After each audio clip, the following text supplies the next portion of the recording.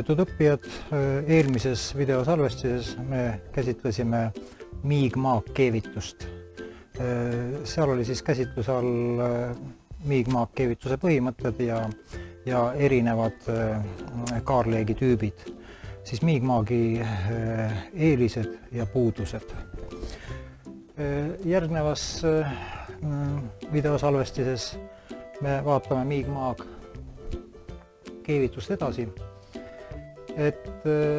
ja nimelt siis nurkliidet. Nurkliite kohta on siin üks slaid. Nurkliide oli meil fillet weld, mida tähistati siis FV-ga, ja nurkliidet kasutatakse siis väga laialdaselt keevitamisel. Ja põleti nurkliite ajal võib siis olla kas joonliikumine või väikese võnke liikumisega.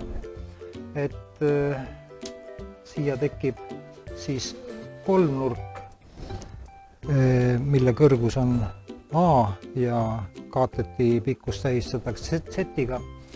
Ja kui meil on mitu õmblust vaja teha, on paksemate materjalide keevitamine, siis me kõige esimese õmbluse, esimese läbimi teostame siis sinna nurka otse, siis teise läbimi teostame siia põrandale nõndanimetatud ja kolmanda läbimi teostame sinna seina.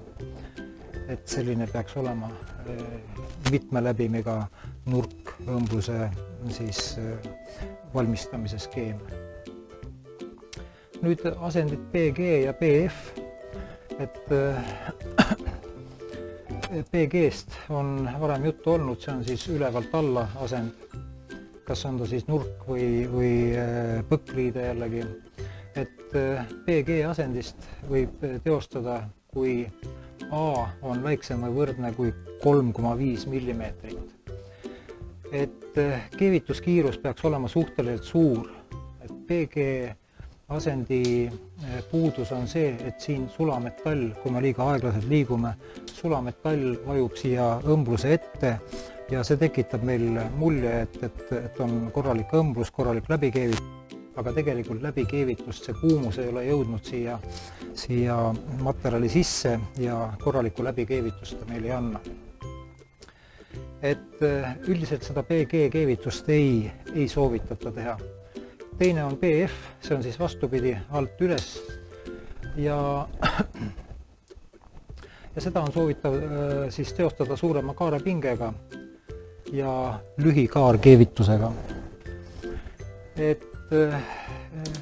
Siin on toodud näide eskiis, juureläbimiga liikumise, niisugune siksakk liikumine ja pinnaläbimi liikumine, kus on servadel on pausid, siis me liigume natukese kiiremini keskel kui servades. Siin on toodud nüüd üks näide nõndanimetatud lükatist, see on siis keevitajate jaoks abimaterjal, kus me saame valida siis vastavalt materjali paksusele ja keevitusasendile. Siin on siis 3 mm paksune materjal, tegemist on põkkliitega. Ja positsioon A, see on siis ülevalt alla keevitus ehk siis põranda asend. Siin me jätame pilu, siis see allikas soovitab jätta pilu 1,5 millimeetrit. Siis traat on 1 millimeetrise läbimõõduga. Gaasikulu on 10 liitrit minutis. Traadi kiirus võiks olla 4,7 meetrit minutis ja keevituskiirus on siis 422 millimeetrit minutis umbes. See on nüüd mõeldud muidugi professionaalse keevitaja jaoks, aga ka algaja keevitaja saab siit umbkaudsed andmed enda jaoks välja võtta. Voolutugevuseks oleks 130 amprit, kaarepinge 19 volti ja siis 69 grammi meetri peale on siis seda traati seal ja keevitusõmblust. Liitrit minutis siis 24 liitrit kuluks ja üldine keevitusaeg oleks siis 2 minutit 37 sekundit. Ja järgmine näide jällegi siis on 4 mm paksune materjal, positsioon B, see on siis nurkõmbluse valmistamine, nii-öelda põrandanurk. Jällegi traadi läbimõõt on 1 millimeeter, üks läbim, 10 liitrit minutis on meil gaasikulu ja 10,7 meetrit minutis ja nii edasi. Amperaaž on juba tugevam, kõrgem, et nurkõmbluste puhul siis ampreid paneme rohkem. Kaarepinge on ka kõrgem, et selline näide siis keevitusalaste näitajate abivahenditest. Nii, edasi me vaatame lisamaterjal maakkeevitusel. Keevitustraat kaitsekaasis keevitamiseks.